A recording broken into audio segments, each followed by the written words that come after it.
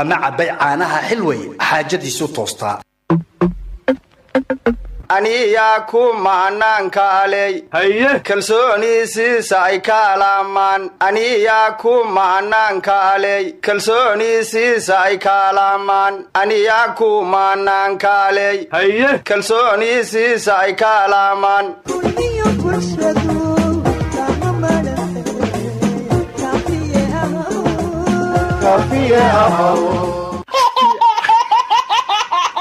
حفايتك كونفي بيبي يعانها كونفي لاك ستانا المهوغة قصلية أريادة بريغة ورمهيسين انتهان تقبض أغار كسر بنان يهيتا كان قبيضة تهي قلب كوانسي وان قرابني نايي كاي غلو لتايو وينو قري أفكيس نينكان دوفكو إيمان باي دقال دو دبايان إحسانتي ماسي قد مدح شبيل لفتا ملكي دباكري ورaan idin akhriyo qodobada aan ku heshiinay war saxaafadeed ka soo baxay beesha Kalamaan oo maanta iskumaan ka noqotay xaaladda taagan markaan aragnay damaca iyo dulmiga kukuuyaha kudhingaha kamuungaha iyo kalajiinka hamiya Kenya yote markaan aragnay dareenka kacsan ee bulshadeena aan ku metelno buuqa iyo isbarbariyaaca waa tuwaan gubana markaan aragnay ismoogeysiinta iyo aamusnaanta madaxda kore liidaryaan gubana بعد كلمان waxay soo saartay go'aan ka kooban 3 qodob iina taato koow in la joojiyo sunta cagaaran oo la ogaaday xataa in aan xayawaan ku daaqin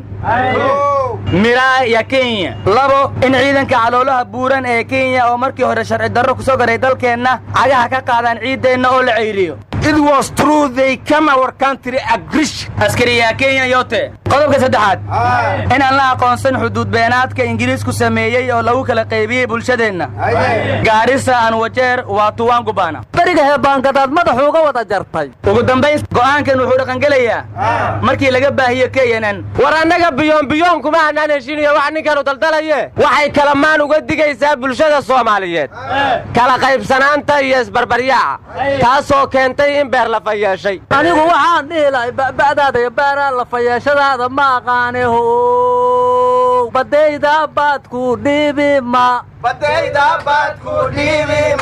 bararna waa buukay aqaan badayda baad ku dhibi ma bararna waa buukay aqaan haye war waxba daalinina Kenyaati shirib ma yaqaan war ana u fasiraya Kenyaatiga shiribka siyaan gubana habana kubatiya weewe in low bariga heebaankadaad iskala waafaqday war hadii hore loo yiri waa shay macaan una malayga hadda waxay xaaladu maraysaa waa shay macaan qota shidaalka war maahan waa shay qaali ah dhaca shidaalka weey war Abu Aslaan Abdullah wuxuu yiri biyaha anaga iska leh badan inuu ma aha war waxa la yiri warka waa badisaane bulshadii xumaan lagu falo ficil sameyn weyda fashil baa ku dhaca aadna wuu kala fogaataa hey basaan bisyoom badeynay baasay ka tahaye ha u basaan bisyoom badeynay baasay ka tahaye ha u basaan bisyoom badeynay baasay ka tahaye ha u basaan bisyoom badeynay orbadu waa basta marka leeda ma bada gubata waa biye nimayo waxaan sheegaa horta taxsiyaatiin tabarna maliidina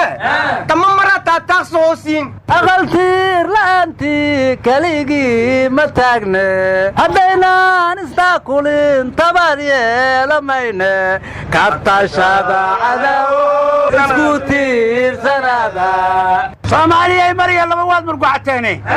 masallahan gumeysku sita boqol masiibaahe waa madana mahar weyn haduu meel yar ka helo halkii waa laga mudayna weynad ka maagtahay warsaas maana waxayd taranturootay kuftay dhacday ayaa taqaan war hadda ka hor wiil baa aabiis wuxuu soo gaday jar macaws Indonesia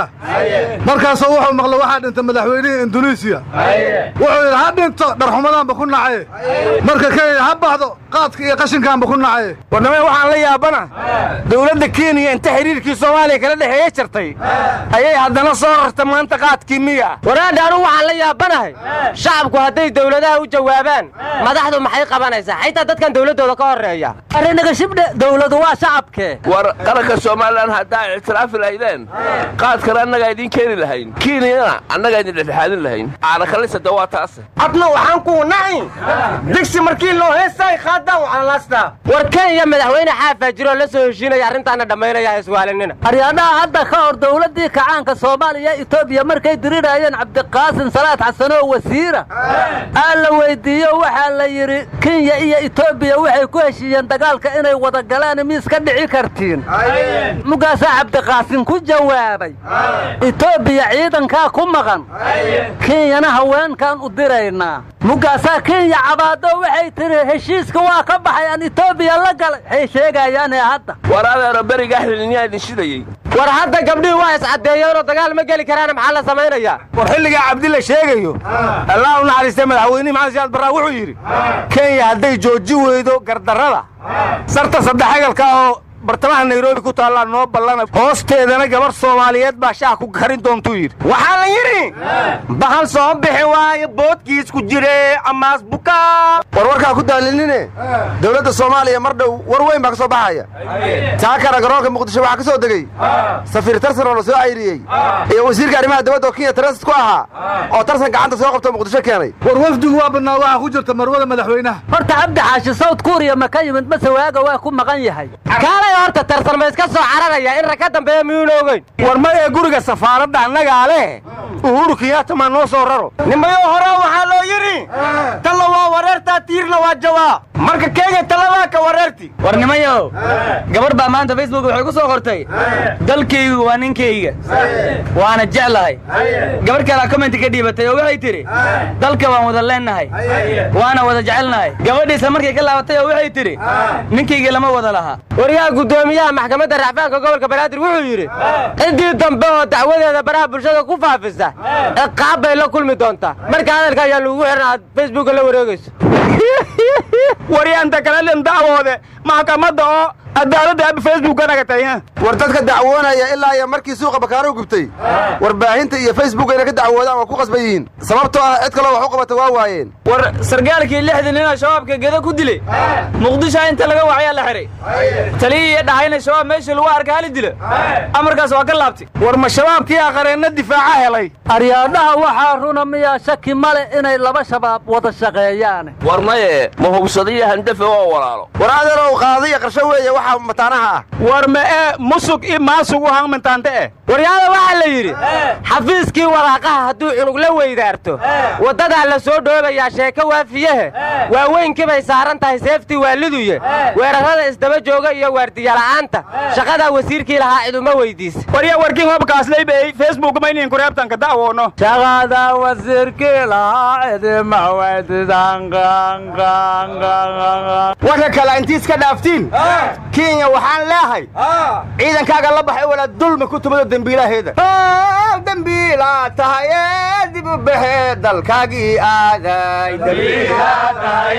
dib u baxay dalkaagii aaday dambiila tahay dib u baxay dalkaagii aaday dambiila tahay dib u baxay dalkaagii aaday dambiila tahay dib u baxay dalkaagii aaday waxba ka dhiman nadaafadaada ilaa aad isticmaasho oomada iyo saabuunta B29 fariintaasi xubintii kalamaan ee ku horeysay waxa ay qayb ka ah barnaamijka xog wareysi oo aad kala socotaan